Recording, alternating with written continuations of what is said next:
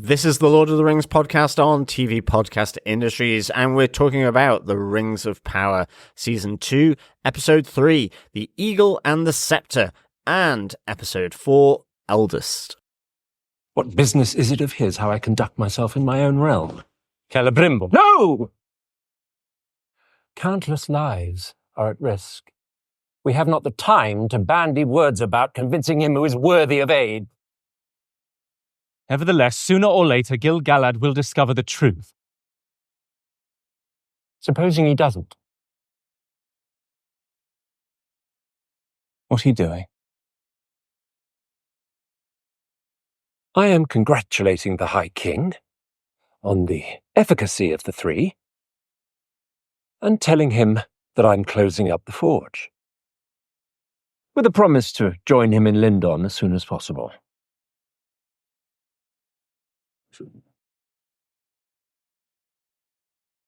You would lie to your High King? I would grant us the space to complete our work. I have spent an age preparing for this. I have apprenticed, I have studied, I have reached the very height of my craft. This is my moment. Now, he will not take it away.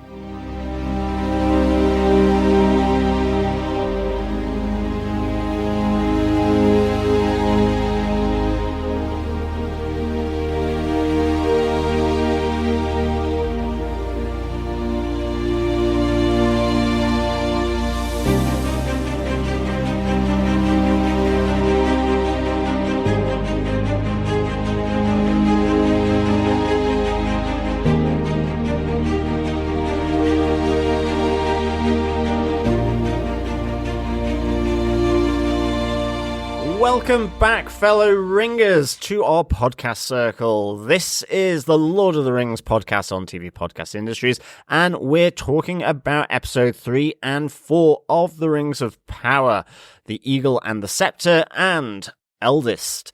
I am one of your hosts, John. I'm your other host, Derek. 2 more episodes of The Rings of Power, John. Absolutely. We're catching up quick. We are. Only 1 episode behind after these 2. Thank goodness. Yeah, no, really good to be back in this world. Really strong first 4 episodes for me, and the strong opening sort of continues here for me with episode 3 and episode 4. So can't wait to get my teeth stuck into this one. Absolutely, like an eagle with a scepter. I guess so. Maybe not. I'm not sure whether eagles stick their teeth into scepters because they don't really have teeth, do they? They have a beak. They do. Honestly, the only reason I wanted to pause on the name of the episode was because it does remind me of the famous Oxford institution that is the Eagle and Child, which is the pub that J.R.R. Tolkien and C.S. Lewis used to meet up with in Oxford. They did. Where we went for a pint when we went to visit Oxford. Yes. I'm sure you went to and had many pints in there over the years that you lived in Oxford. Yes, absolutely. Yeah. Lovely little pub back in the day. Not been in a while now, so not too sure what the story is now, but I'm sure it's still there, pulling pints. It's back. Apparently it was closed for 4 years since the dreaded coronavirus shut it down in 2020. Okay, and then it was purchased and reopened this year again. So it's back open again. So maybe we can go for a pint next time we're over. Excellent stuff. But what? More than likely next year, actually. Oh, yes. It's your anniversary. Your Gaudi, as they call it. Gaudi. Yes. Okay. Gaudi, yes. For matriculation year 1996. Very good.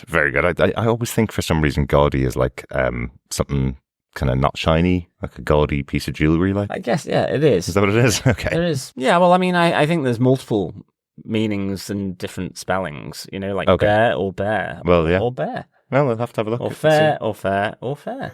They all sound the same, John. Exactly. Good stuff. Well, that's enough about Oxford. Let's get into our discussion about The Rings of Power, Season 2, Episode 3 and 4, John. Yes, indeed. Before we do, just a reminder to our fellow ringers to pop on over to our website at tvpodcastindustries.com, where you can subscribe to any good or evil podcast player of your choice. If you're watching along with us, then please send in your thoughts, theories, observations, comments by email to feedback@tvpodcastindustries.com, or you can head on over to our Facebook group to join over at facebook.com/groups/TV Podcast Industries. So we can't wait to have your thoughts, theories, and observations in for our feedback part of the podcast. Absolutely. But without further ado, let us get into our spoiler-filled discussion of Season 2, Episode 3 and 4.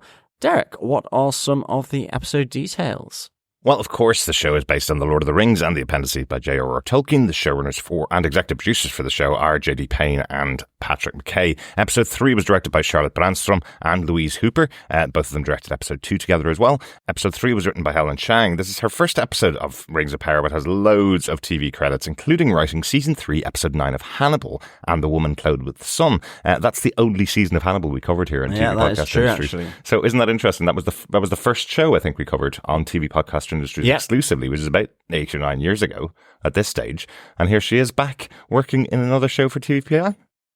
Yeah, absolutely. Yeah. Really, the circle of power closes. Exactly. I kind of like to think of that as writers for shows work for TV Podcast Industries, because they're writing shows that we like to cover. So it starts, so it ends, so it ends, so it begins. There you go. Exactly. But on to episode 4, it was directed by Sanaa Hamri and Louise Hooper, which we mentioned, Louise co-directing episode 2 and 3. Sanaa Hamri directed episode 5 of this season as well, but we've discussed her a lot previously, because she directed the finale of Gen V, the boys spin-off, for season 1, and episode 4 of The Wheel of Time, season 2, interestingly. Yeah. So 2 big fantasy worlds for Prime Video. Definitely. Yeah. It's kind of cool. They're getting that kind of basis of directors that are moving on to different big projects on Prime Video, similar to what we see on Netflix. Yeah, definitely. Quite a lot. But this episode 4, was written by Glenise Mullins.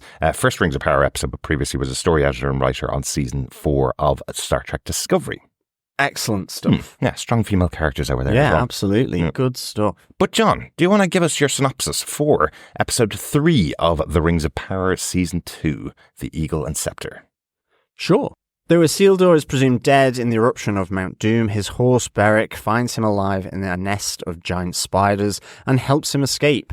On his way to Pelargir, an old Númenórean colony, Isildur comes across a young woman named Estrid, who secretly bears Adar's brand. They are attacked by wild men who steal Berek and are saved by the Elf Arondir, who is grieving the loss of Bronwyn, the woman he loved.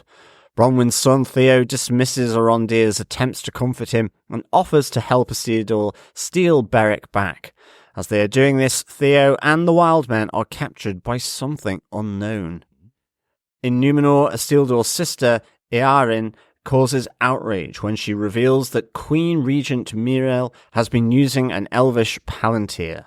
A great eagle arrives at Míriel's coronation following the death of her father, King Tar Palantir, and Lord Belzegar, a supporter of Míriel's cousin Pharazôn, claims that this is a sign of support for Pharazôn. Back in Eregion, Celebrimbor and Annatar ask the dwarves for mithril so they can make more rings of power.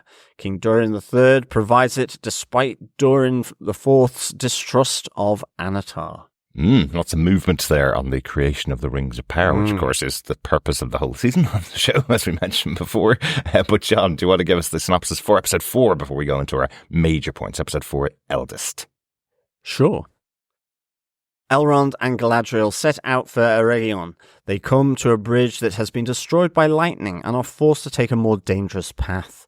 Meanwhile, in the lands of Rhûn, the stranger meets a mysterious man named Tom Bombadil, while Nori and Poppy find a community of halflings called Stores. They learn that the Harfoots are descended from a Stor who left Rhûn in search of the Suzat, a place of green hills that he dreamed could be the home of halflings. Back in Pelargir, Arondir deduces that Estrid is one of the wild men. She earns back Isildur's trust when he and Arondir are sucked into a mud pit inhabited by a nameless creature, and she helps free them. They're confronted by 2 Ents who captured Theo and the wild men in retribution for the felling of trees by Adar's army of orcs. Arondir promises to protect the forest and the Ents free their prisoners. One of the wild men is Hagen, Estrid's betrothed. As the elves continue their journey to Eregion, they fight off Barrow-wights in the Barrowlands, and Elrond and Galadriel find Adar's army. Galadriel gives her ring to Elrond and tells him to return to Lindon, King Gil-galad of the Orcs. Galadriel stays to hold off the Orcs and allow the rest of the elves to escape, but is captured by Adar. How much happened in these 2 episodes? If you wondered whether you were in the world of Tolkien and the Lord of the Rings, we have Ents, we have horses that are able to find their masters on their own. We have murderous spiders. Murderous spiders, of course. We have elves doing awesome things. Welcome back, Arondir. Feeling very Legolas-like in this episode once again. We have Barrow-wights. The Barrow-wights. Really cool seeing awesome. them. Tons of stuff. Mm-hmm. Yeah. Let alone elves, dwarves, hidden Saurons, and you name it. Mithril. Yeah. Mithril, bit of Mithril in there. Yeah. Really, really good. Absolutely. Well, let's get into our Tales of Middle-earth, John. Yes. Tale number 1. Berek is the bestest of boys. He is. He really is, isn't he? Yeah, Berek the horse. I like this. I mean, he kind of tells Elendil to stuff it, that he's not leaving back on the ship so that he can go off and find his rider in the form of Isildur.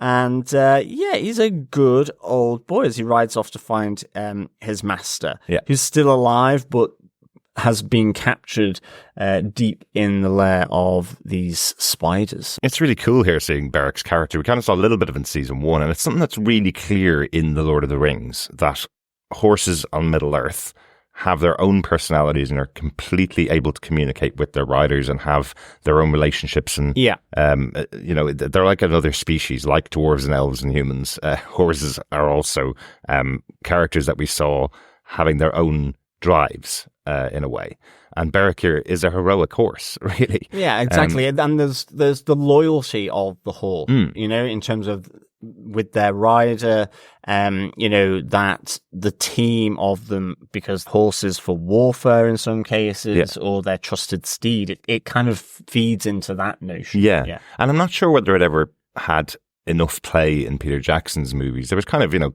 sort of touches to it. If you'd read the books, you probably knew it a bit better. But really the riders of the Rohirrim, riders of Rohan, those characters had direct relationships with their horses. They were very specific. They were more family members than just rider and horse, I suppose. Yeah. I wonder will we see more of that in the animated or the Rohirrim movie that's coming out later this year? Maybe. I wonder will they be more touch of that? Yeah, maybe. I mean, you knew that Rohan, the culture of the horse, the symbol of the horse was important, but I think the idea of sort of unsaid communication, or indeed said communication, was through Arwen or through Strider, effectively. Yes. Yeah.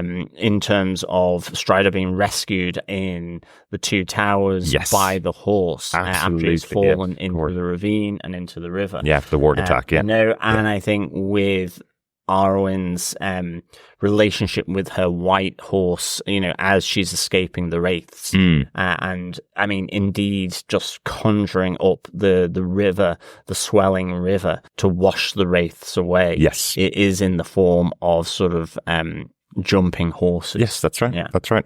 So I suppose this seems like, because they could spend a little bit more time on a TV show, giving Berek his moment to go across multiple areas of Middle-earth to try and find his rider, try and find Isildur, really gives him that characterization that I feel you could read in Tolkien's book. So that was kind of cool. I really enjoyed that. And then him going into the spider's lair, where we see Isildur completely wrapped in webs from, I guess, Shelob's relatives. I don't think Shelob is there. A nest of Shelob-like spiders. Her children, maybe. I guess. Yeah.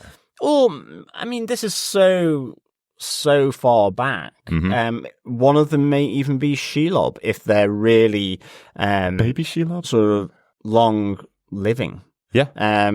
So I don't think, I don't know whether Shelob really is around, because as well, it's in the Black Forest, whereas Shelob's lair ultimately is up in the high fells as you go into Mordor. So I think, it's a little bit, it's a different location, but it's certainly the same, or looks like, similar type of species, that they certainly like to cocoon and digest the flesh of men and orcs. So yeah, I mean, I like the whole fight. Actually, it looked really good. I mean, even the sort of the baby spiders popping out of their kind of little orbs, it almost looked very alien-like. Oh, it did, didn't it? They felt like the face hugger kind of. It was really good, and I think the bite that Isildur has with one of the larger spiders just really, really good. And again, you have Berek kind of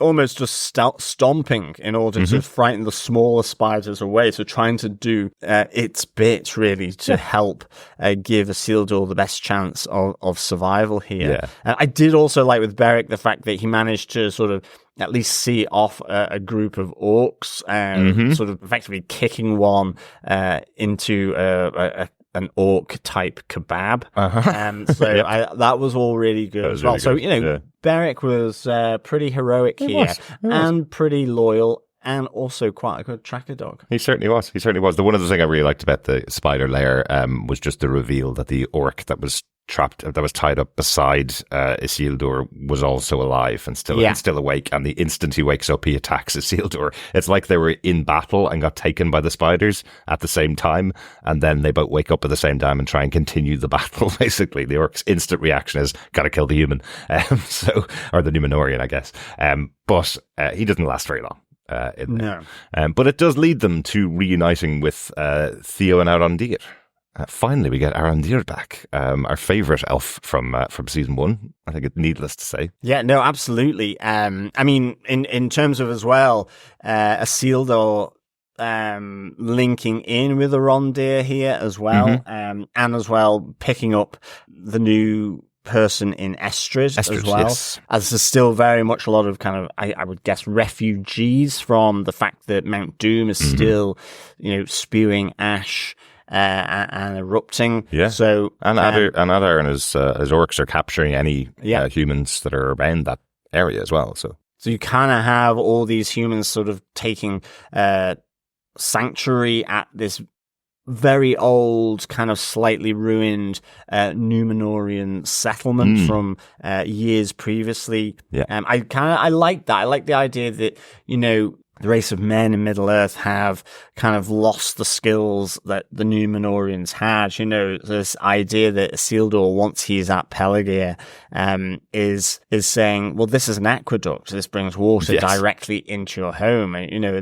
And they can't quite comprehend this technology that would do that, because they effectively are using it as a fountain or are more used to wells and picking up the water like that. So I kind of like that. I did too. I thought there was a little nod to Monty Python there. It was a little bit of what have the Romans ever done for us. They can't even build a fountain properly. Actually, this is supposed to be indoor plumbing for your houses. Yeah, exactly. But I do like, Arondir coming back here, sort of saving Isildur with his fine archery work. I like the fact that, Isildur really has picked up an unknown with Estrid at this stage, but, one that will reveal herself to be a former ally of Adar, or at least marked by Adar.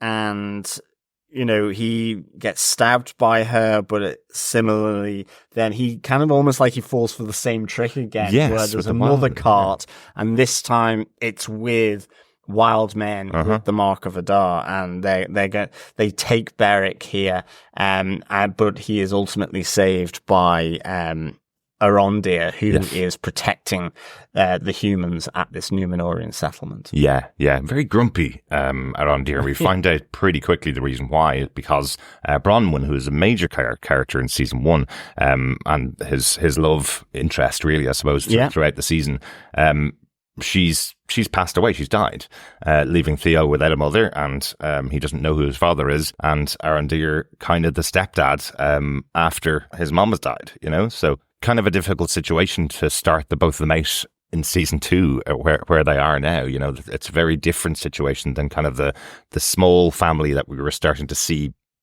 come together in season 1. Yeah, absolutely. And I mean, you know, Theo, in a sense, rejects Arondir here. You see them having the funeral pyre here and the cremation of Bronwyn. But Theo is anything that you were to me is ashes now. You know, he kind of rejects Arondir here. You know, he's not his father. Yeah. He never knew his father. And so, you know, this fracture appears between Arondir and Theo. Yeah. I mean, it's interesting with Theo as well, because later on, as he's helping Isildur rescue Berek from the encampment of Adar's wild men. Yeah. You know, he kind of comes up to them and say, I've got the mark of Adar as well, and one that says I've done more for him than any of you, which is the mark that was used in order to start Mount Doom, effectively. Yes. He got it from the dagger of Sauron, wasn't it? That was where it had come from. But it is a different mark to Adar's mark, and they instantly see that. But he's trying to explain it away, going, "No, mine looks different because actually I got a special mark from Adar," which he didn't. But it doesn't last very long. They capture him pretty quickly.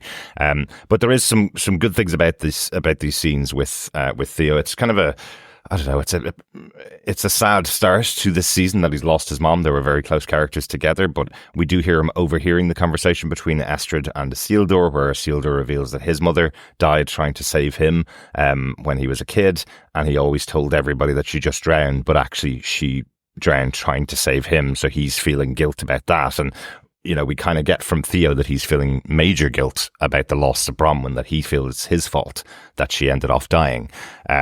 So we're getting a little bit of that growth from the character of Theo already within this one episode. He doesn't stay as the surly teenager, get away from me, stepdad. Yeah, no, he's a bit stroppy to begin with. Yeah. But I mean, understandably. And also, he says, I've got promises I need to keep of my own, you know? Yeah. I like that comment that he says to Arondir. It's kind of like, look, after he's been saved by him, it's like, you know, I appreciate what you've done. I understand that you promised my mother that you would look after me and protect me, but I also have promises that I need to keep of my own. Yeah, exactly. So it feels like a real growing up there, you know, and a move on from season 1. So yeah, I really, really enjoyed this, and I loved the kind of mystery, at least at the end of episode 3, as to what had taken them. I mean, I did guess Ents, just, you know, because you have the wild man using his axe and he gets pretty knackered up. And I liked seeing then the Ents here, which, you know, we really see in episode 4. The crooked Ent is voiced by Jim Broadbent, which is really good. That's right. And I love the design of the other one with the blossom on it, who is voiced by Olivia Williams. That's right, yeah. So really, really enjoyed then seeing how, you know, similarly, you know, they're attacking the wild men and orcs because of their destruction. I like how they call them, you know, sap spillers and branch breakers, and you know, that kind of terminology, the murderous orcs and humans that are chopping and splintering wood I really like the forests, and it's really good. They're almost action Ents in comparison to what we saw in Lord of the Rings with Treebeard, where, you know, the whole thing with the Treebeard character is he speaks really slowly because he's survived for thousands of years, and you know, even saying hello takes an entire day for the Ents in that time, whereas here we've got Ents that are going, hang on a second, these people are waging war on our forests, they're killing saplings, they're destroying trees that are young, we're going to take them out immediately. So they are, in and of themselves, these Ents are much more action orientated almost. So they feel younger. It's nice to see different Ents, because we did only spend most of the time with Treebeard as the major voice character by Jonathan Rhys-Davies, who also played Gimli in Lord of the Rings. He voiced the characters being very slow, but we didn't really spend any time with any other Ents. So nice to see that they all have their own individual personalities as well. Yes, exactly. That was kind of cool. So I really enjoyed that. I think the other thing I loved as Isildur, Arondir, and Estrid are heading off, and at this stage, Estrid is chained, is shackled because they know that she was marked by Adar. She had pledged herself to Adar. But I do like the moment in the forest as they're tracking the Ents when that kind of mud monster comes up. Such a great design. I love that. 'Cause you were just kind of there thinking, oh, this is just like normal quick mud, quicksand, type situation. The thing that terrified every child in the 80s, they all thought that there was quicksand at the bottom of every field. Exactly. and then you see that it was this monster, and Estrid actually helps to rescue them, and to pull the creature out of the mud as it's then sort of sliced from the inside by Arondir's blade. I kind of like that she puts the big branch into the mud, and you see the branch coming back out attached to something. You think it's going to be Arondir, but it's actually the big mud monster. Absolutely. It's a nice reveal. It's really good. It was really good. I loved it, and I like how you kind of briefly get this thing of Isildur seemingly, and Estrid potentially. There's some trust here, and there's the moment where, they test her to see if they can trust her, but she does turn Isildur's blade on him. But Arondir is there with the arrow cocked, ready to fire at her. But we do then see that despite Isildur's sort of kind of initial feelings for Estrid, that one of the rescued wild men from the Ents prison, which I thought was really cool, this kind of sort of crown of a tree being used to hold them prisoner. Really good design. But we see that one of the wild men there being held by the Ents as prisoner is Estrid's kind of long lost wildman. I guess who she was looking for, the reason for her being out on her own. That's her betrothed, which you kind of thought was a bit of a lie when she was saying it to Isildur. Oh yeah, I've already got a boyfriend back home, kind of thing. I'm out here looking for him, but actually it turns out he's one of the wild men, and he is her betrothed, and she was actually out there looking for him. So now they're meeting back up here. There's so much that is happening in these two episodes. We could talk about this point for ages. There's still just little things like Isildur going through what looks like an early version of the Dead Marshes, a battle that has left dead bodies in the water as he's walking by in the swamp. I thought that was a really interesting moment in there as well. But will we leave that opening point and move on to it's a big point. There's a lot going on there. I mean, it kind of straddles Berek, Isildur, but the sort of reconnection with Theo and Arondir, the introduction of Estrid as a new character, as well as the introduction of Ents. So, I mean, there's tons of it in that tale, really. Yeah, there really is. There's absolutely loads. And I think we've mentioned this before with The Boys, that also releases 3 episodes on its first day when it comes out in Prime Video. It feels like this season, because 3 episodes are being released on the first day for Rings of Power, in the 3rd episode, we get Theo, Arondir, and Isildur, and we also get Númenórean as well. So when you have all 3 episodes, you can spread those characters out across all 3 episodes. So you're touching in with everybody, but you don't have to include them all in each episode. But by the end of the 3 that came out in the day, you've touched in with every character that we'd seen in the first season of the show, really. But I think on to our second tale of Middle Earth, Animosity in Númenor. Lord of the Rings has been replaced by House of the Dragon or Game of Thrones here over in Númenor. Yeah, I like this, and it makes sense, this idea that Númenor, with the arrival back of Elendil and the Queen Miriel, that not only is Númenor grieving and sad for the loss of their soldiers that went to Middle-earth, but they're angry as well with their queen, who prophesies to take them there to have a great victory, which it didn't pan out. So they're dealing with defeat. So there's a whole rake of sort of negative emotions swirling around Númenor. Grief, defeat, and also anger, and it all is playing into this kind of melting pot where you have the soldiers that have returned, that were there with the queen, knowing that she went in to save people from burning buildings, saw her leading them. I mean, and that kind of loyalty from those that survived that doomed foray to Middle-earth, along with then, the people in Númenor who have lost members of that attack force. So like you have that really nice moment with that mother who is angry. And I like how that plays out. That was really, really good, where the queen is also sad. I mean, she has also lost that. She kind of pulls the mother in to say, I understand your grief. We have lost a son of Númenor type of thing, that sort of politician type way, but also I've lost my eyesight. I've experienced loss. But there's loads of different machinations here, as we have Elendil's daughter, Eärien, but also Pharazôn, in terms of the cousin of the queen. Yeah, because while she was away, the rest of the city of Númenor was trying to put him in place as the new king.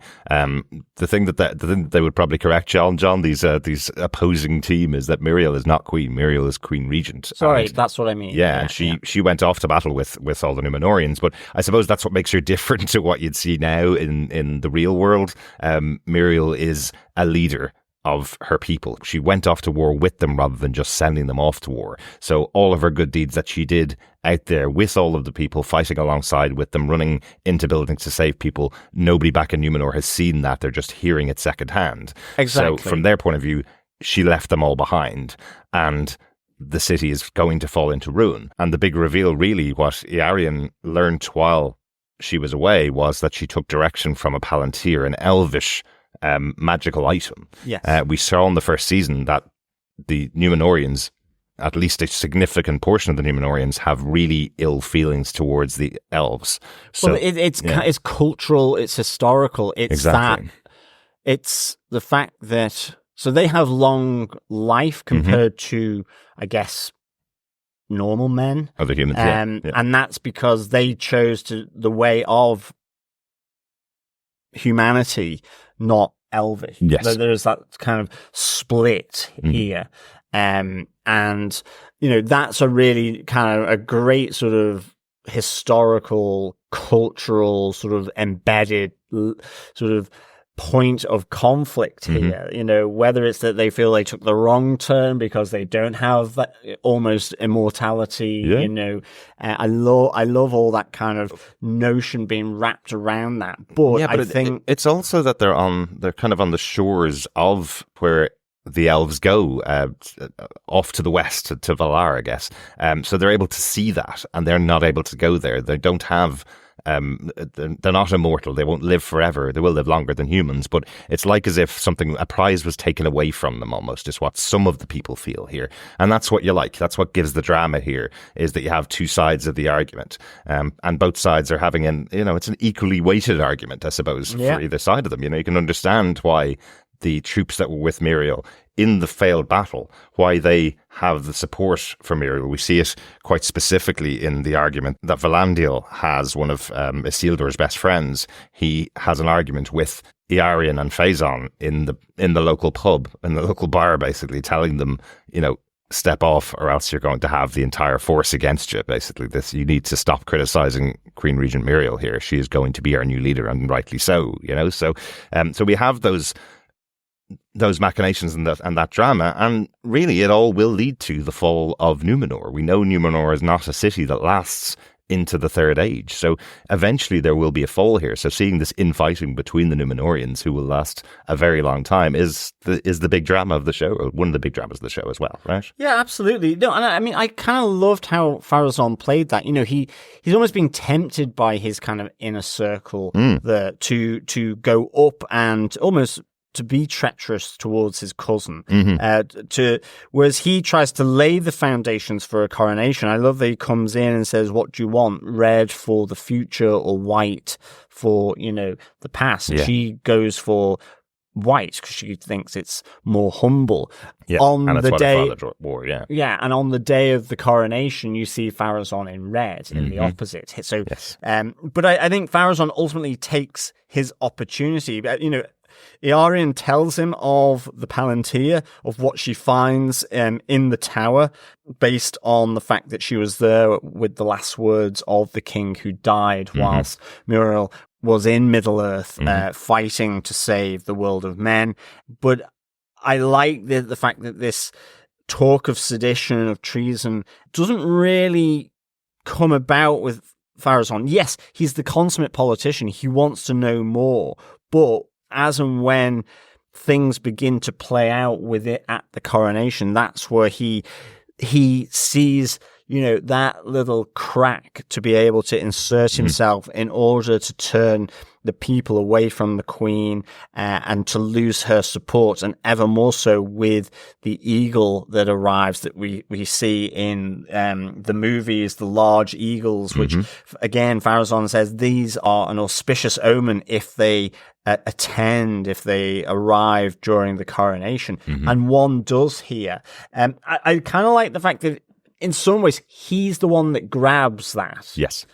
So you don't actually know whether the auspicious arrival of this eagle is actually for the Queen Regent Muriel, who is about to go through the coronation. Yeah. But he takes it for his own, and his inner circle then starts the chanting of Pharazôn. You've had Eärien sort of laying out the use of almost elvish magic and the heresy of that with this Palantir being used by the Queen Regent. I like the fact that Eärien, is in herself angry, and she's sort of channeling that anger of, in her mind, the death of Isildur. Yes. For effectively regime change here, and against her father, Elendil, who is still very much loyal to the Queen. Exactly. So I'm really looking forward to seeing how that plays out as well. It's an interesting one, isn't it? Yeah. It's kind of a comment on, the people, I guess, like myself, who are peaceful people who don't go to war. I'd probably be similar on the side of Eärien when, her brother gets sent off to war and doesn't come back home, and instantly she's like, well, he shouldn't have gone to war in the first place. Yeah. That's kind of her idea. But you see from Isildur's father that he was there, he was on the battlefield, he knew that it wasn't a specific fault of Queen Regent Muriel that Isildur died. Isildur is gone in his head too, but he doesn't blame the leader of the army for that. That is what happens in war in his mind. So I kind of like that comparison between the two, that it's father and daughter on two different sides, and Eärien is very much against Queen Regent Muriel, and also has an opportunity here to sell it to a wider group. She's able to tell them all that she's used the Palantir. So, And the interesting thing, though, here, in this kind of, in a sense, rising up against the Queen, the Palantir rolls across the floor and Elendil touches it, and there is that flash where he's knocked back, and I'm there. It just reminds me of when Pippin touches it and gets that vision. And I just wonder if Elendil here gets the vision from, or a vision from the Palantir. Yeah. So it'd be interesting as well to see if that happens. But yeah, really, really kind of enjoying I guess this tense political side of Númenor that's happened as a result of this disastrous military campaign for the Númenóreans. Yeah, no, I really enjoyed it. What a great way to bring Númenor back into the series after a couple of episodes away. Good stuff. That's our tale number 2. We move on to tale number 3. Sure, yes, let us get into the third tale of Middle-earth, the Dwarven Rings of Power, of which there are 7. And more machinations from Anatar with Celebrimbor, this time telling him that Gil-galad has forbade the creation of any more rings. So Celebrimbor decides to write a letter telling him that he's shutting down the forge, just like Gil-galad asked, and then in secret he's going to develop the Rings of Power for the dwarves. Yeah, I like this whole dynamic here, where it's almost like Anatar is, but you'll be lying to your High King, and he's like, no, I will be giving us time to finish our task. There's a great thing here, I think, with Anatar. Like he came out of the forge last time, very sort of angelic, very, that kind of, the blonde hair, very European Christian feel, I guess. But I like the fact that despite, the blonde hair and so on, and this angelicness of the elves, that dreaminess, there's what I love is they kind of keep this darkness around his eyes. Yes. He's blonde, he's pure, he's elven, but like there's this barely perceptible hint of corruption with a slight darkness around the eyelids and the eyes in general. They've done a really good job at Charlie Vickers because, he did look that kind of scruffy Strider kind of character in the first season, and now we see him as this elvish godlike emissary almost that we see, or Christ-like emissary that we see, but he still does look dark underneath it. He looks so different though. Yeah, like you can see the hint of malice, and it's all to do with the eyes. It's really good, and I do kind of quite like.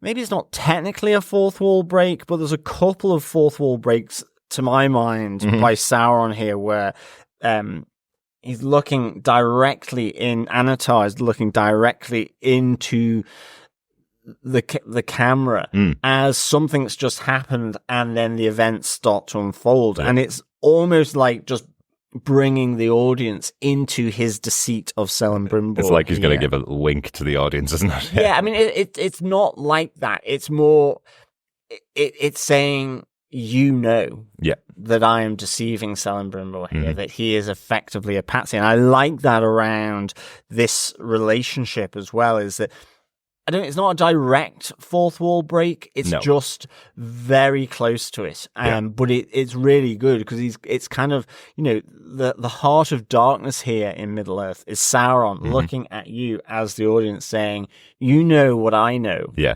And you can't tell him. And this isn't going to end well. And you can't tell him to try and make it better. So it kind of almost, it depowers the audience here, because of what they know from what he has said previously, but also just the fact that it from the books, So I really kind of like this kind of notion here. Yeah, and I also love that his actual perversion of Celebrimbor is him making Celebrimbor think that this is his idea.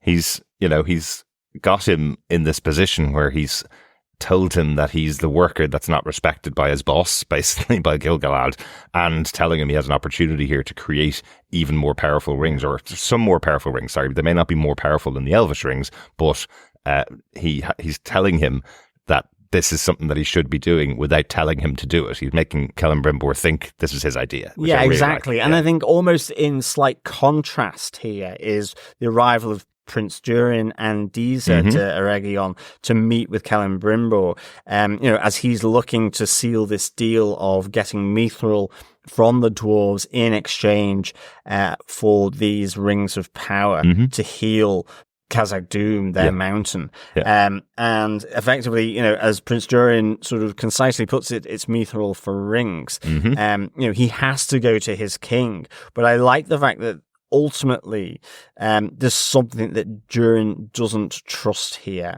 through the interjection of Anatar. It's almost like Anatar, Sauron, just oversteps and the mark here as he tries to. It's not just convince Durin, but he looks to force the conviction of Durin to bring Mithril, and to do it without telling his father, the king. And this goes against everything really in dwarven society. And this is why Durin is also cool and distrustful of the claim that Annatar knows Elrond. Yes.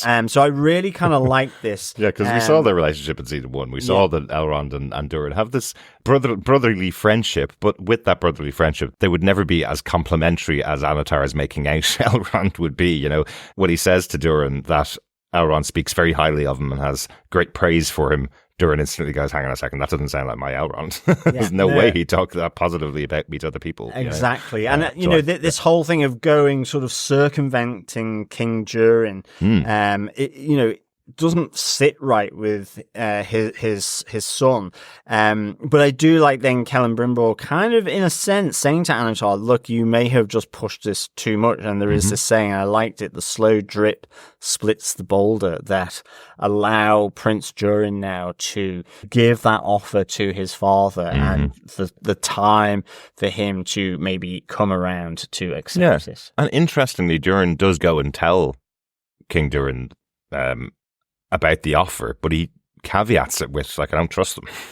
I wouldn't tell you to take up this offer. I don't trust him. But it seems like King Durin's going to go ahead. He wants something to allow him to be the revered leader again. He's kind of lost a lot of the respect from the dwarves who live in Khazad-dûm because of what's happened. It all shut down, and the connection to the mountain not being there anymore. Exactly. Well, when his son, the prince, goes to speak to him about this offer, we see dwarves queuing up to petition the king essentially for food and to open up the royal food reserves to his populace. So it goes back to Halbrand, Annatar's kind of conversation to Celebrimbor that, the moment is at hand with regards to dwarves because of the disaster that's befallen Khazad-dûm with the loss of the sun shaft. And didn't you mention last episode you were wondering whether this was something that was created by Sauron, a situation that was created by Sauron? So it does feel now that Sauron has got his hand in this, or maybe he's just taking the opportunity. I'm not sure whether he's the puppet master or the one following. It's difficult. So, ultimately, Prince Durin has come to his father with an offer where he's kind of feeling the pressure from his own subjects of one that will heal the mountain. Yeah.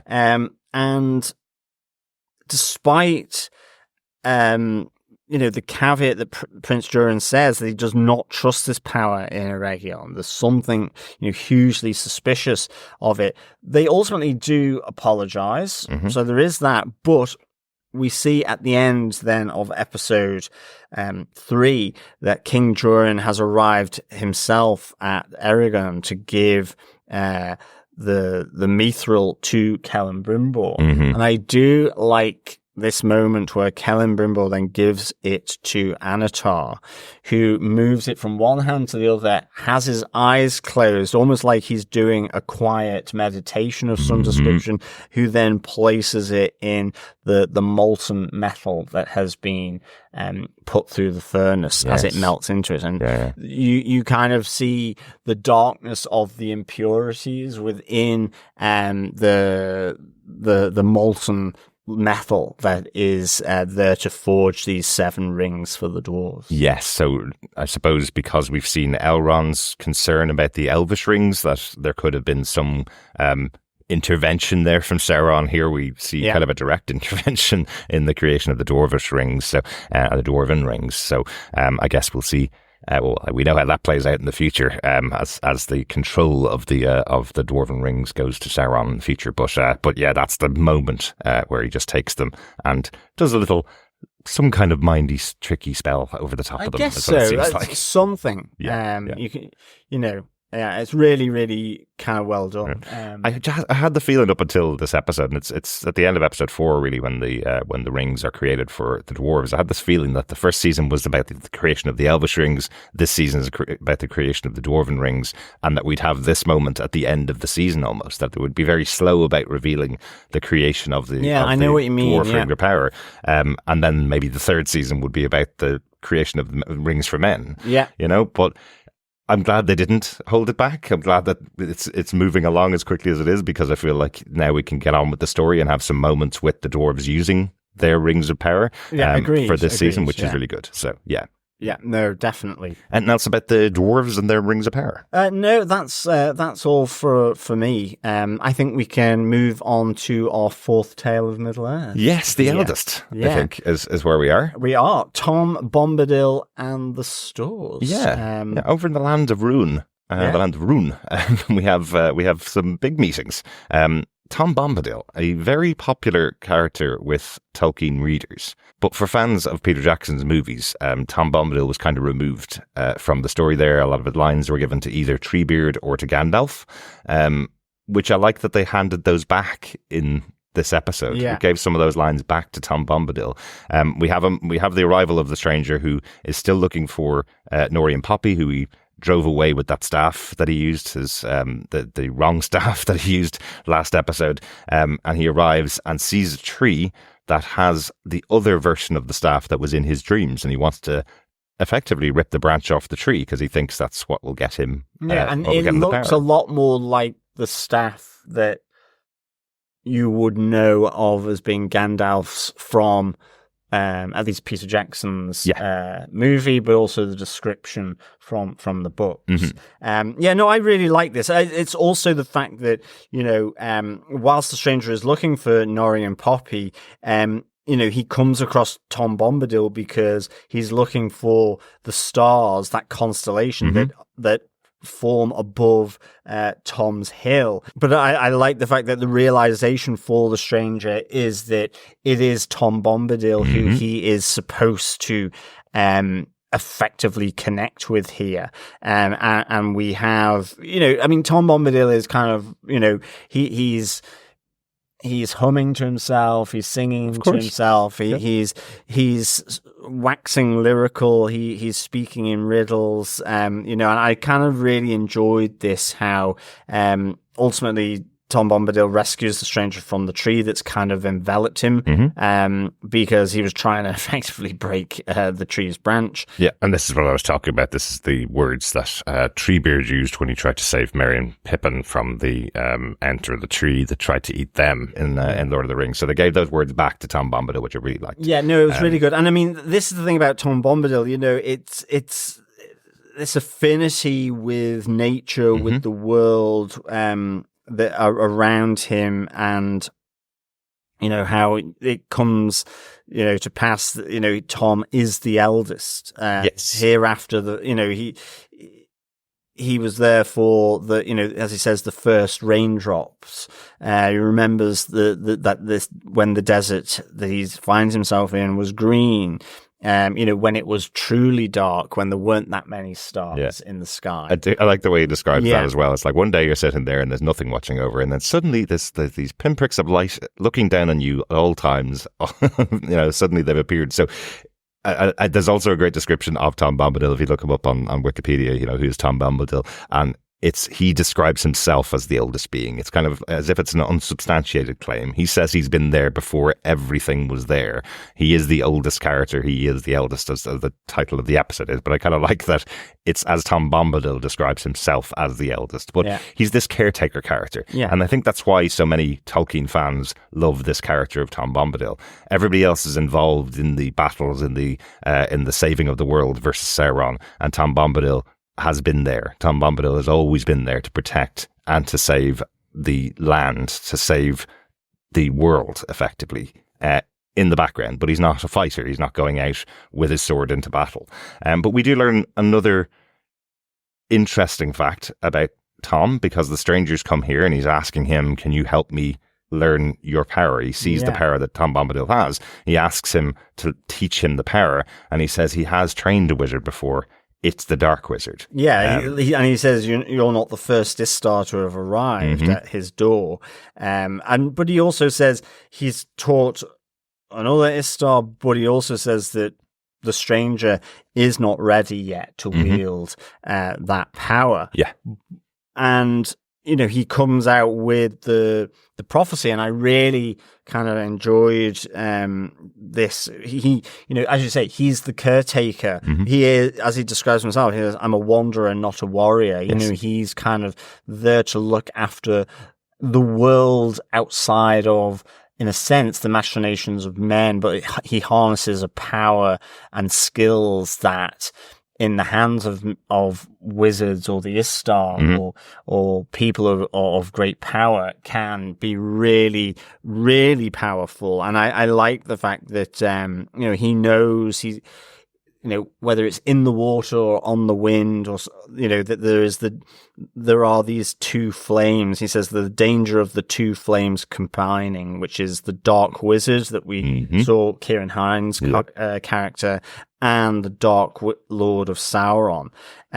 We've said that we believe that Ciarán Hinds is playing Saruman. Yeah. Right. So again, the two flames coming together as Saruman and Sauron being on the same side against the rest of the world is a really dark moment. So I guess that's what he's talking about here. It's a little nod to what we have seen in the future with Sauron and Saruman teaming up. The stranger kind of then comes to this sort of notion that, am I here? Is my reason for being here? Is that it's the task to face Sauron, and Tom says no, it's to face them both.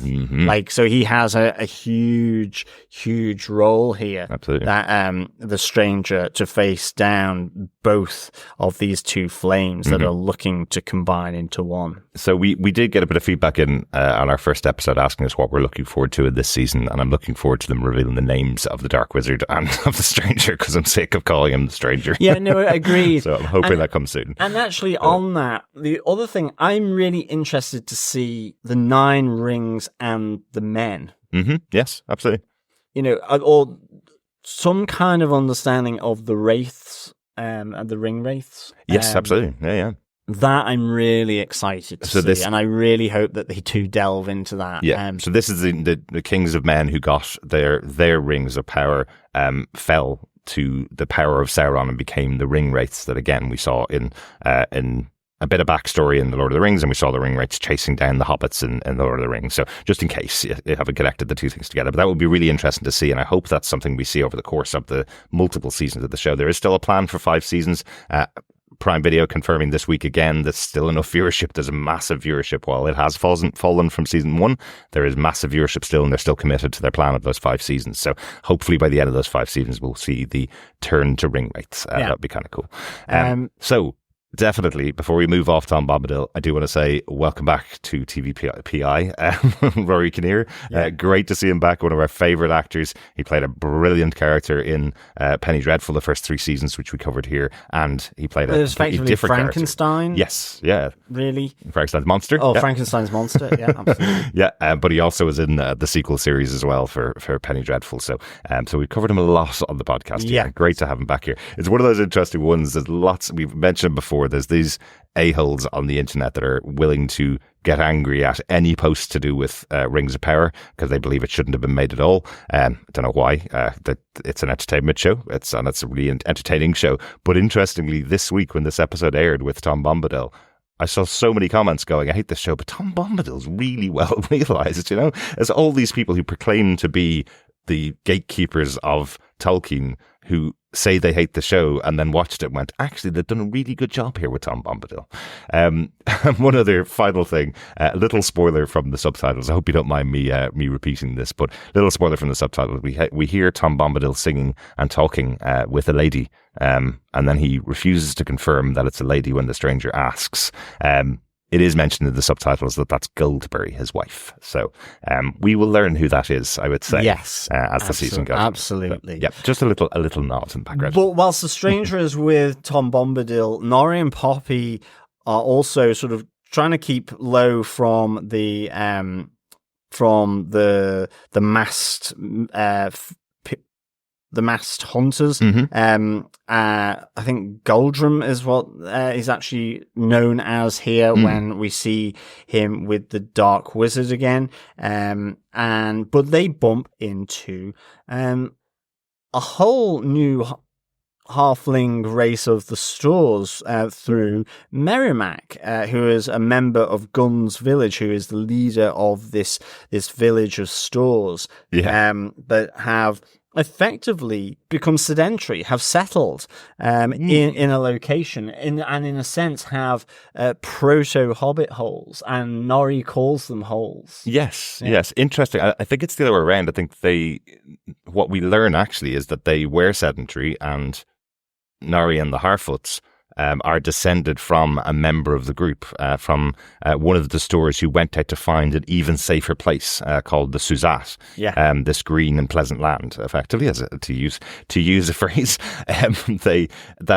They were always in a settled location, and I think it adds a bit of sadness to the story of the Harfoots.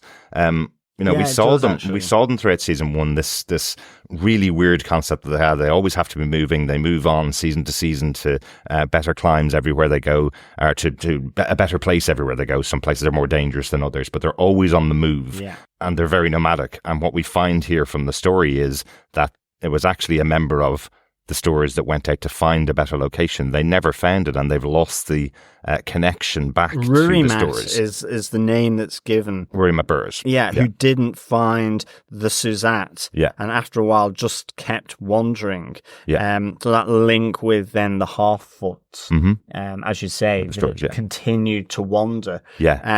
And Rurimat never returned. I love that Gunn shows that kind of rock painting, that mural of their story, their history. It was really cool. I love that. And just in case you don't remember, it was Sadok Burrows, who was played by Lenny Henry in season 1. That's the descendant of Rurimat Burrows who left the Stores. But I just think it adds that sadness to the nomadic side of them. It adds the whole notion of this link that Nori understands, that that effectively they're descendants of one another, and have a shared history. I like the fact that then, through this, the leader of the Stores, Gunn, does keep Nori and Poppy hidden from the riders who come looking for them. And the riders threaten Gund and the halflings, the Stores, with what the Dark Wizard will do to them if they find out that they're hiding them or not telling them where they are. And I love that they say, this is why we wear our masks, and you'll soon know why we do if the Dark Wizard needs to come and effectively, stamp his authority here. So I like that ultimately, there is this kind of, it's almost like the family bonds. The loyalty becomes far too great for Gund and the other Stores, so they protect Nori and Poppy and don't give them away. Yeah. And do you think, because I guess this is what they're leading to, the Suzat, the settled place of the green and pleasant land, as I said, that's Hobbiton, right? I'm guessing so, because we don't see very many other hobbits in the world of Lord of the Rings later on. There's some water hobbits, there's some land hobbits, and there's the hobbits that live in Hobbiton.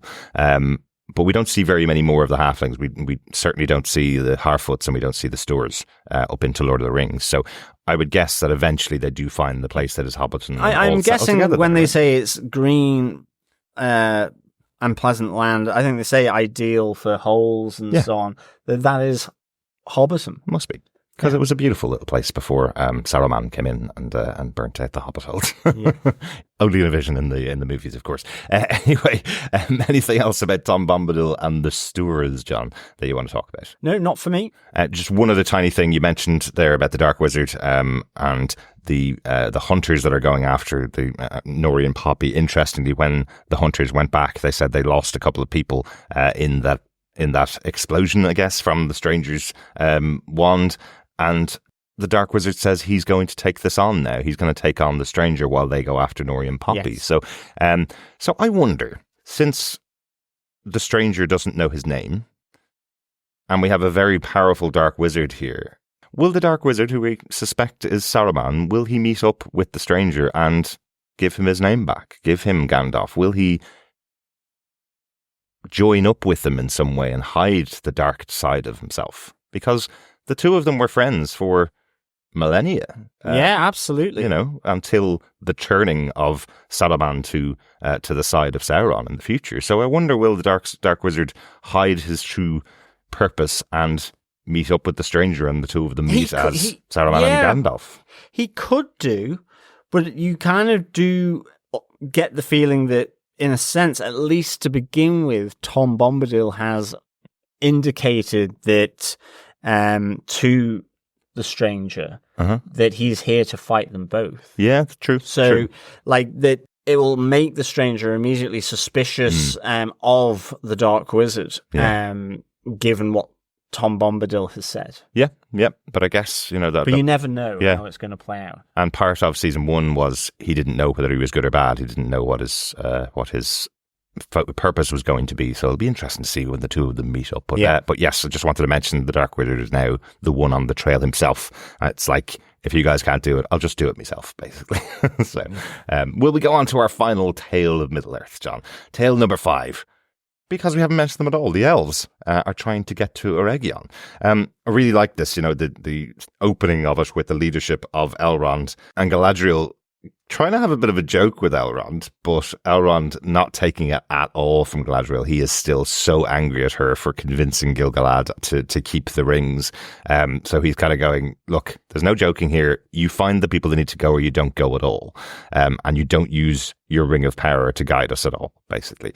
That's the deal that he has. You go home, or you follow my instructions to the letter, effectively. So while the two of them have known each other a long time, and they are friends for a long time, he's very aggressive with her. He's very much, you may have gotten your way, but I'm winning the war here. Well, yeah, I like this, you know, because we see here, you know, that they've gone out, plotted a course to Eregion, but that at the first moment, the main bridge to get there has been destroyed seemingly by lightning, and Galadriel gets a vision, you know, of evil in the hills when they realize that they need to take another route that's going to take or add an additional 2 weeks onto their journey to get to Celebrimbor in the city of Eregion. Yes, if they go north, it's 2 weeks extra. If they go south, they have to go through the forest. Yes. Yeah. And I love that Elrond says, I won't take advice from that trinket to her,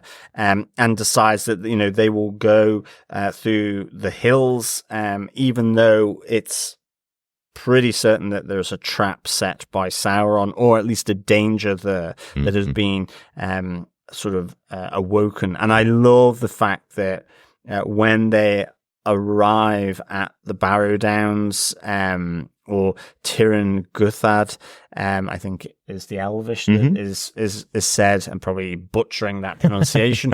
But I thought the Barrow-wites here were just so cool.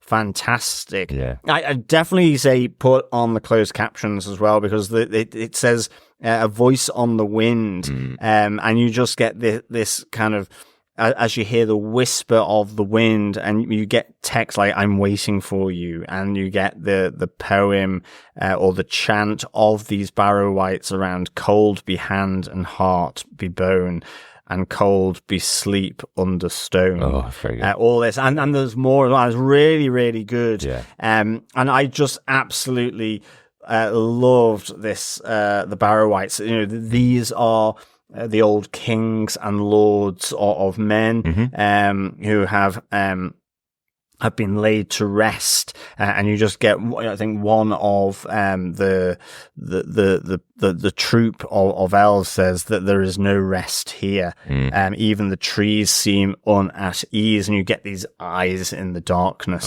so cool. As they come out to and can't be killed with the elven sword. So it's only through the weapons, so the sword or whatever has been buried with them, can return them to rest. Yeah.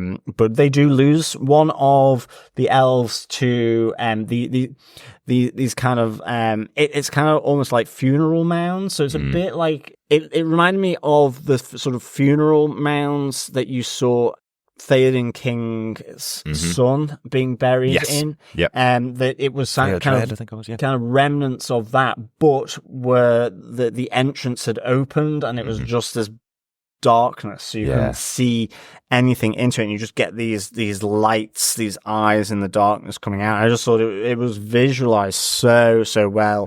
I absolutely loved this whole little sequence, just from sort of the creepiness of them coming out of their funeral mounds to then the fight that takes place and the realization that the elven weaponry is not going to do anything to stop them.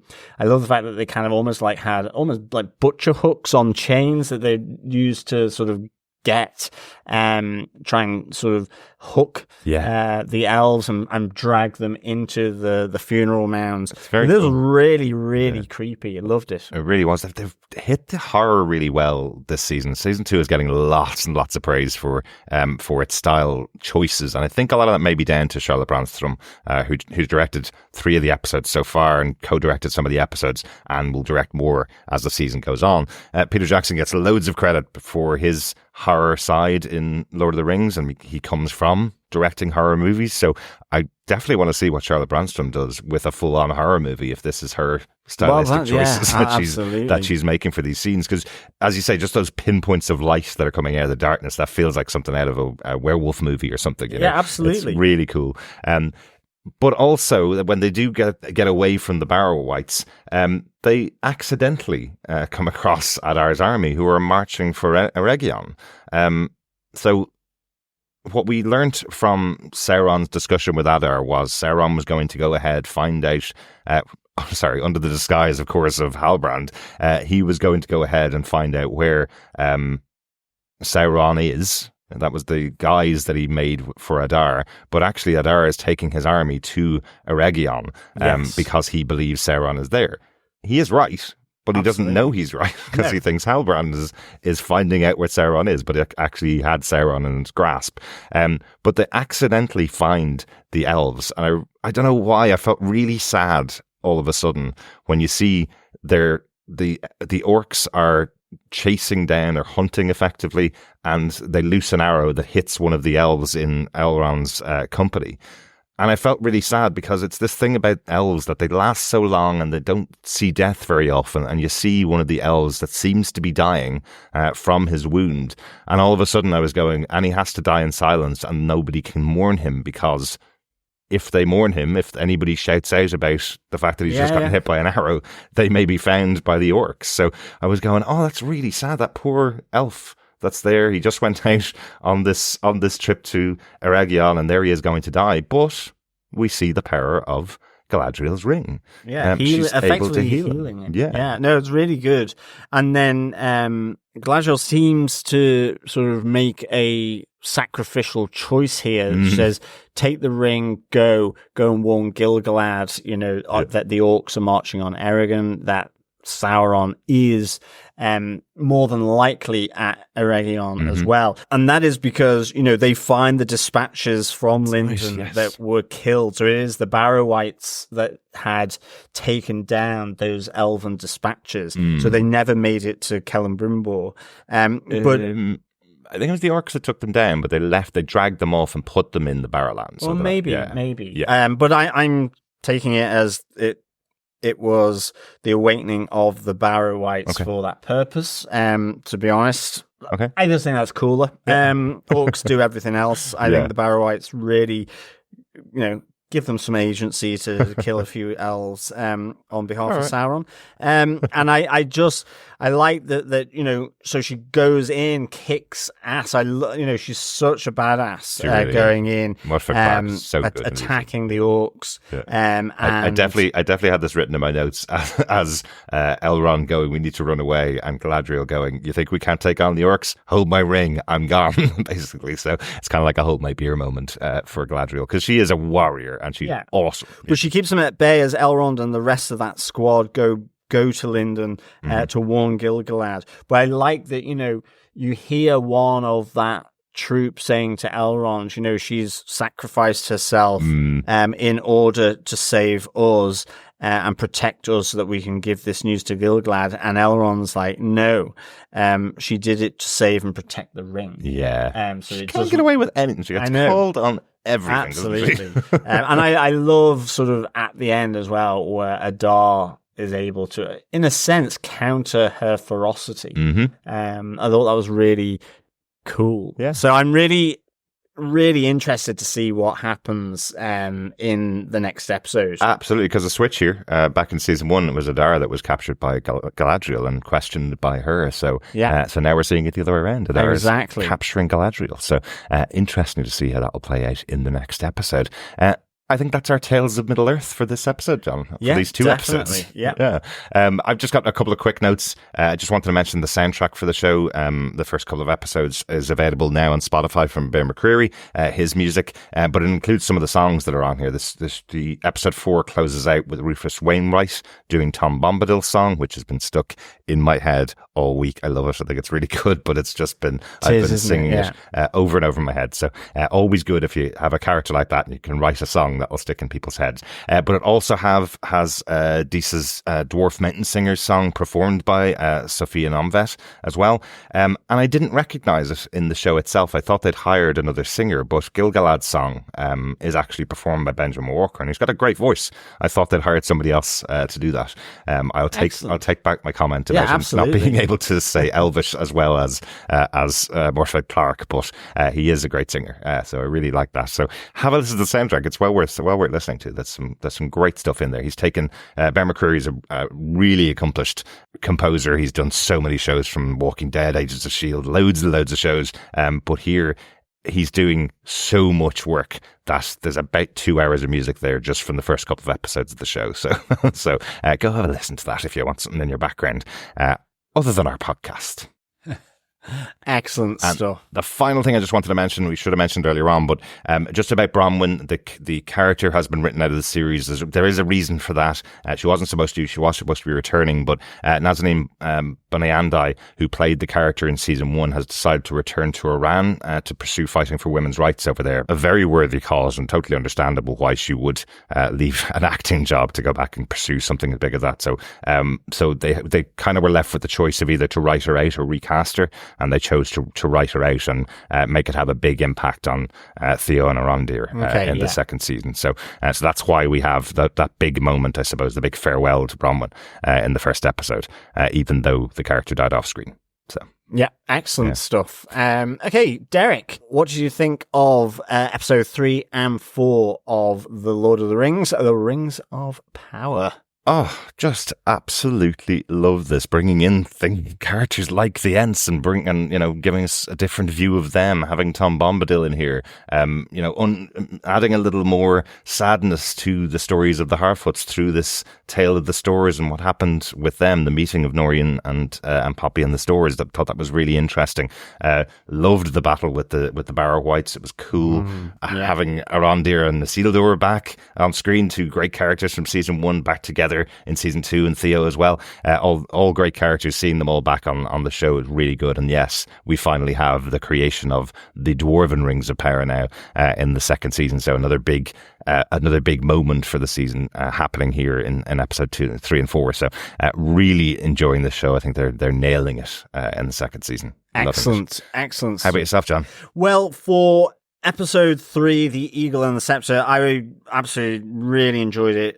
Give it 4.5 whinnying and chuffing Bereks out of 5. I'm just really glad to see Númenórean back because obviously we hadn't seen them in the first 2 episodes. The machinations of Númenórean is great. Yeah, really good. I love the whole sort of enticing entrapment of effectively the dwarves into Anatolos or Sauron's plan.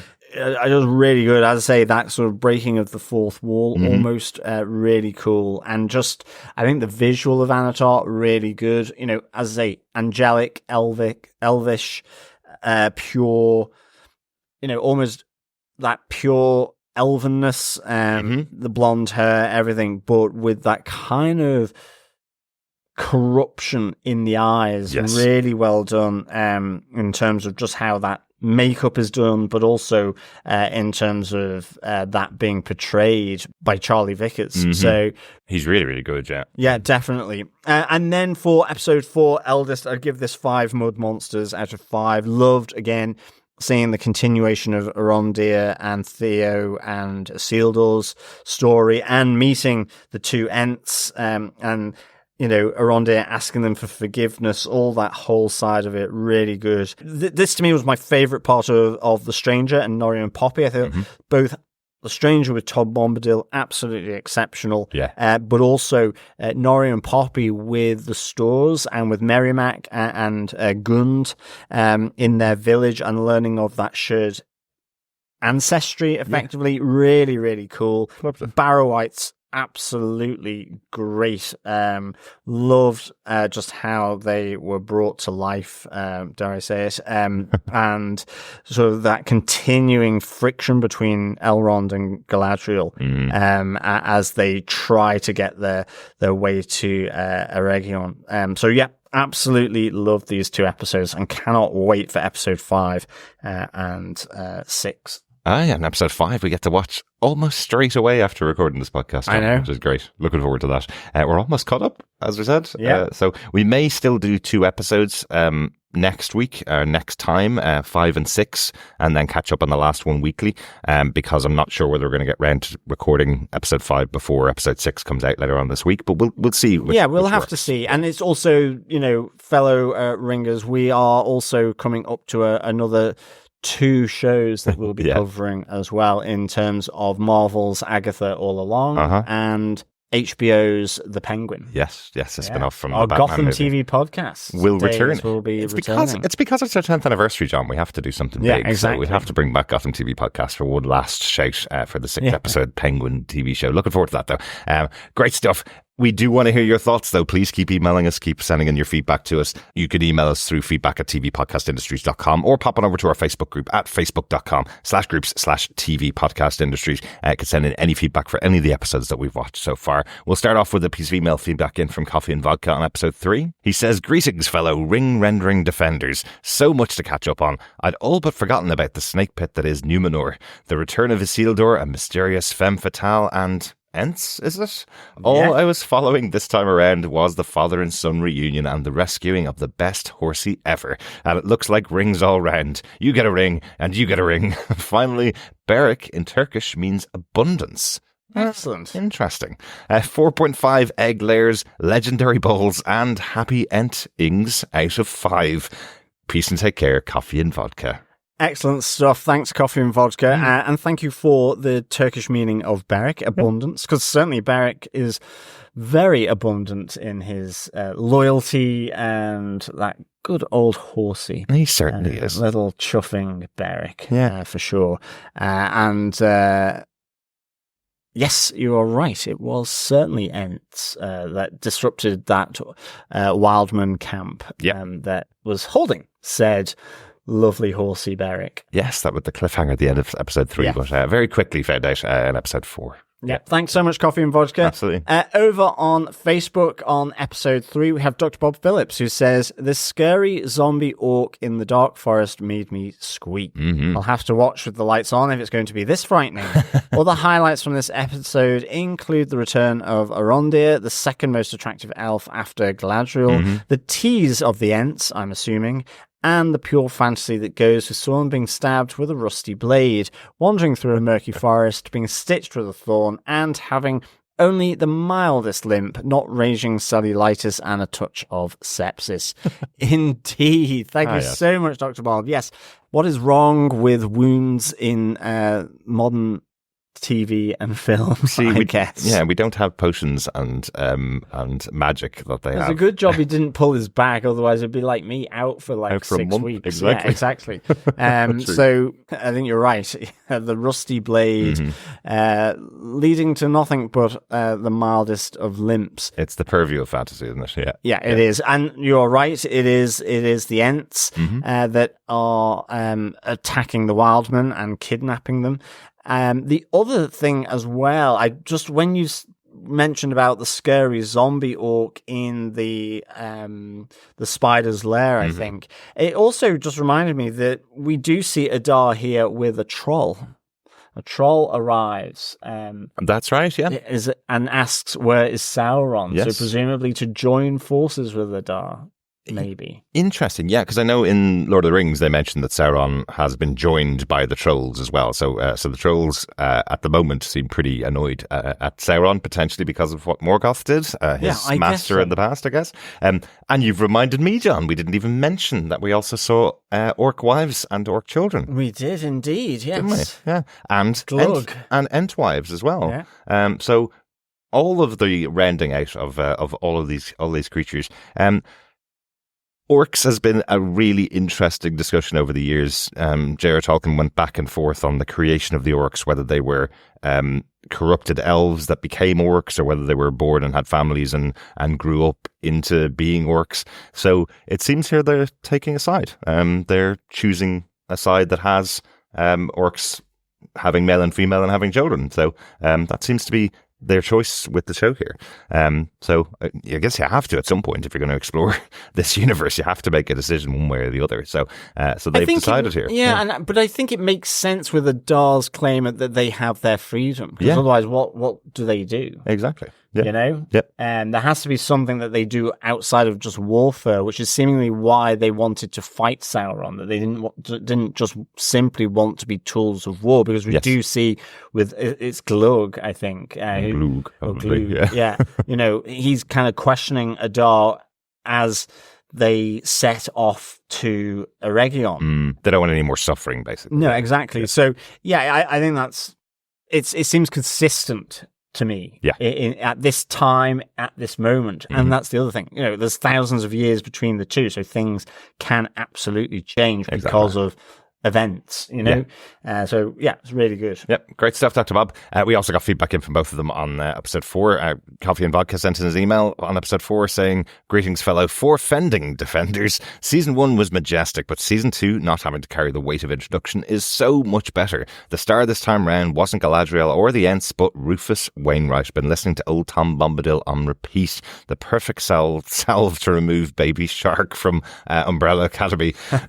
The episode flowed like a Tolkien river, enchanting one moment with Nori in the stores, horrific the next with Elrond and the Baradan Whites. Looking forward to all 8 entries being out so they can be taken in a single viewing. It's too bad Chris won't be joining you this time around. I'd love to hear a dulcet rendition of the Steward of Gondor." No, you wouldn't. No, you wouldn't. No. They'd be straight on the pyre for burning. Chris would absolutely ruin any rendition of any of the songs from this. But yeah, the version that Rufus Wainwright does of Old Tom Bombadil is fantastic. Really, really like that song, and love his treatment of it. He's such a great singer. Yeah, absolutely. And of course, his ratings for the episodes are 5 broken bridges, Harfoot, meat cutes, and swamp things out of 5. Peace and take care, Coffee and Vodka. Excellent stuff, Coffee and Vodka. Yes, I do get your point around the salve to remove Baby Shark that was in the Umbrella Academy. Oh, it was driving me insane. No, absolutely. I think it's so good, this episode. I'm totally with you on your rating. I just think, for me, there's so much going on here with Nori, the stores, Tom Bombadil, the Barrow-wights, Elrond and Galadriel, all of that really, really good. Thanks so much. Absolutely. Thanks, Coffee and Vodka. And finally, Dr. Bob Phillips, of course, has his thoughts on episode 4 as well. Yes, over on Facebook, he says, "The commander of the Northern armies is back. Looking at the backbend, sword-avoiding, horse-borne move made me wonder if actually this was what John was emulating when his pack went. I only wish. No, it was picking up my cat.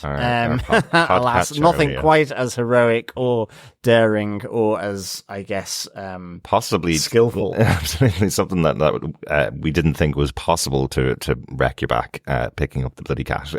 But well, at least it's heavier than the first time I did it, which was a bowl of cereal. That's right. It's even sort of less heavy than the cat. Anyway, less of my back. Dr. Bob Phillips continues with, "Nice to see that the younger Ents of the Second Age moved more like teenagers than the octogenarians of the films. And the mix of languages being spoken by elves reminded me strongly of the way second-generation kids speak with their grandparents." Excellent stuff. Very good. Thank you so much, Dr. Bob Phillips, for the feedback. Really pleased you're enjoying the show so far. Absolutely. Thanks, Dr. Bob. Keep sending in your feedback. We'd love to get more feedback in from our wonderful fellow ringers. Keep emailing us into feedback@tvpodcastindustries.com. And of course, you can pop on over to our Facebook group at facebook.com/groups/tvpodcastindustries. That's it, I think, for this week. Yes, we will be back next week with certainly episode 5, Halls of Stone, and more than likely combined with episode 6 as well. Potentially, yes. We'll see how that goes, but we'll definitely have episode 5. Yes, looking forward to getting into the Halls of Stone. I guess that's Khazad-dûm. Indeed, and just to reference Coffee and Vodka's Baby Shark, we are also fellow ringers covering the final season of Umbrella Academy. All the episodes are out for that final season coverage by ourselves on TV Podcast Industries with our other host, Chris. And as I said just earlier, we will be coming up to cover Marvel's Agatha All Along. That looks like it's going to be a lot of fun. It does, actually. And it is a musical, so just like having Rufus Wainwright doing Tom Bombadil in here, we're going to have lots of stage stars singing throughout that series. I'm really looking forward to it. I hope they go full on. Yeah, it should be really good. Yeah. And of course, we will be delving into the dark world of Gotham with the Penguin. Yes, Crime Caper. So yeah, lots of different shows, as always, in TV Podcast Industries. You can get access to all of those over on tvpodcastindustries.com, where we have one feed that rules them all, that contains everything we've done, and also feeds for every other show separately as well. So whatever way you want to listen to us, you get them over on the website there. Thanks so much for joining us. Talk to you again next time. Yes, thank you so much, fellow ringers, for joining us, as always. Until the next time in Middle-earth. Keep watching, keep listening, and of course, don't stray too far from the path. Otherwise, those Barrow-wights may come and get you. Bye. Bye.